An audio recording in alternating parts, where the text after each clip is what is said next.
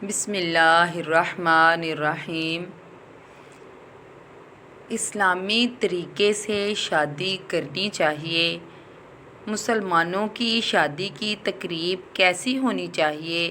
اب شادیوں کا سیزن آنے ہی والا ہے، اس لیے آپ کے ساتھ حضرت علی کی شادی کی تقریب شیئر کر رہے ہیں تاکہ آپ بھی اپنے بچوں کی شادیاں آسانی کے ساتھ کر سکیں۔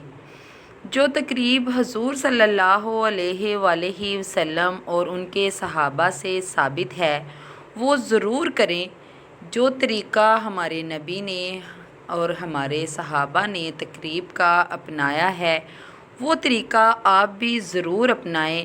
ان کے طریقوں کو دانتوں سے پکڑ لیں، یعنی مضبوطی سے پکڑ لیں، اور جو تقریب ثابت نہیں ہوئی حضور صلی اللہ علیہ وآلہ وسلم سے اور صحابہ اکرام سے، وہ ہماری اپنی ہی من گھڑت ہے یا ہمارے اندر کہیں باہر سے آئی ہے یا ہمارا خاندانی پس منظر یعنی ہندوؤں سے جا ملتا ہے، کیونکہ اکثر ہندو سے ہی مسلمان ہوئے ہیں، وہ صدیقی ہوں یا فاروقی ہوں، وہی ہیں جو باہر سے آئے تھے۔ تو جس چیز کا ثبوت صحابہ کے دور میں نہیں ہے تو وہ چیز تقریباً باہر سے ہی آئی ہے، اس میں پھر سادگی نہیں ہو سکتی۔ اس چیز کو جڑ سے کاٹ دینا چاہیے۔ اس بنیاد پر اسلام کے علمبرداروں کے 5 فیصلے ہیں۔ بڑے بڑے علماء نے مل کر یہ 5 فیصلے کیے ہیں کہ اگر شادی کرنی ہے تو ان طریقوں سے کرنی ہے۔ آپ بھی ان طریقوں پر عمل کریں، اور سوشل ورک کرنا چاہتے ہیں تو اس کو عام کریں۔ اس ویڈیو کے ذریعے سب کو پیغام دیں کہ شادی کا یہ طریقہ ہونا چاہیے، یہ تقریب ہونی چاہیے، باپ کے ذمے یہ خرچہ ہونا چاہیے اور دولہے کے ذمے یہ چیزیں ہونی چاہیے۔ اب سب سے پہلا نمبر آتا ہے نکاح کا، جس کے بارے میں حکم دیا گیا ہے کہ نکاح مسجد میں کریں۔ اس کے متعلق حدیث بھی موجود ہے۔ ترمذی شریف کی حدیث ہے کہ نکاح کا اعلان عام کیا کرو اور مسجدوں میں نکاح منعقد کیا کرو۔ پھر پتہ نہیں کیوں یہ علماء اس چیز کی ترغیب نہیں دیتے لوگوں کو۔ کچھ لوگ کہتے ہیں کہ یہ عمل مستحب ہے، کوئی فرض نہیں، تو مستحب کیوں چھوڑتے ہیں؟ اس کا بھی تو بہت اجر ہے۔ یہ اس لیے چھوڑا جاتا ہے کیونکہ مولوی کی کوئی اہمیت ہی نہیں ہے، اس معاشرے میں اتنی حیثیت ہی نہیں مولوی کی کہ وہ کہے کہ جناب آپ یہاں آئیں میرے پاس نکاح پڑھانے کے لیے، میں آپ کے گھروں میں نکاح نہیں پڑھانے آؤں گا۔ ہمارا یہ حال ہے کہ ہمارے مولویوں کا بیچارے بغل میں رجسٹر لیے بیٹھے سوکھتے رہتے ہیں انتظار میں۔ بارات کا ٹائم عصر کا ہوتا ہے اور اس کے انتظار میں مغرب بھی نکل جاتی ہے اور مولوی بیچارہ انتظار میں بیٹھا سوکھ رہا ہوتا ہے چند پیسوں کے لیے۔ یہ مسلمانوں کے لیے بہت ہی شرم کی بات ہے کہ عیسائیوں نے آج تک اپنے پادری اور چرچ کی عزت کو پامال نہیں کیا۔ کسی شہزادی اور شہزادے کی شادی بھی ہو تو وہ بھی چرچ میں پادری کے پاس آتے ہیں۔ کبھی کوئی پادری کسی کے گھر پر نکاح نہیں پڑھانے کے لیے گیا۔ یہ صرف مسلمانوں نے ہی ریت کو توڑا ہے کہ مولویوں کو گھر پر بلا کر نکاح پڑھائے جاتے ہیں۔ نمبر 2، مسجد میں نکاح کے بعد دوسرا نمبر آتا ہے کھانے کی دعوت کا۔ یہ اسلام میں کہیں ثابت نہیں ہے کہ نکاح پر کھانے کی دعوت ہو۔ دعوت صرف ایک ولیمے کی ہے۔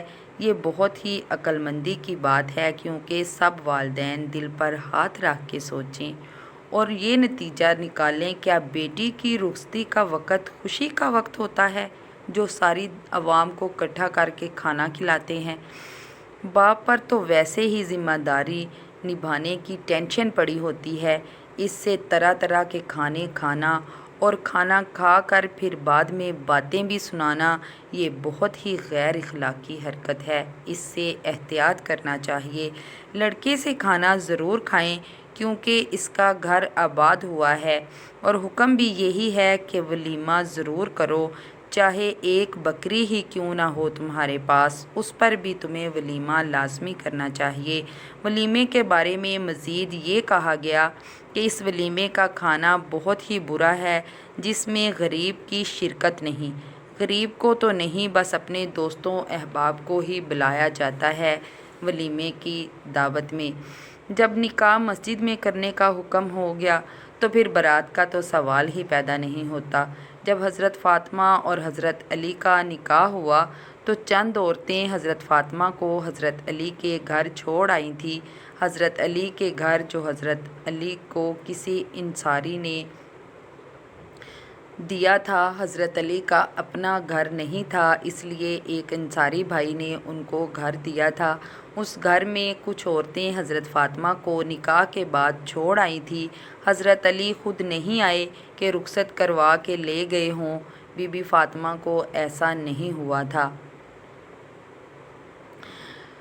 جو چیزیں اسلام میں جہیز کا کوئی تصور نہیں، یہ خالصتاً ہندوانہ رسم ہے، وہ اس لیے کہ ہندوؤں کے مطابق لڑکی کا وراثت میں کوئی حصہ نہیں ہوتا۔ ان کا تو یہ ہے کہ جب بیٹی گھر سے جا رہی ہے تو دے دلا کر رخصت کر دو، دان دہیج کہتے ہیں وہ اسے۔ شادی کے موقع پر اسلام میں کوئی جہیز نہیں، قطعاً کوئی تصور نہیں۔ غلطی سے فاطمہ کی چند چیزوں کو جہیز کا نام دیا گیا ہے۔ وہ کیا چیزیں تھیں؟ ایک پیسہ بھی اس میں حضور صلی اللہ علیہ وآلہ وسلم کی جیب سے نہیں لگا تھا۔ اس شادی کی سب سے خاص بات یہ تھی کہ دولہا کے ولی بھی حضرت محمد تھے اور دلہن کے باپ بھی۔ تو حضرت محمد صلی اللہ علیہ وآلہ وسلم نے حضرت علی سے پوچھا، تمہارے پاس حق مہر دینے کے لیے کچھ ہے؟ تو حضرت علی نے جواب دیا، نہیں حضور، میرے پاس تو کچھ نہیں ہے۔ تو آپ نے فرمایا، تمہارے پاس ایک زرہ تھی؟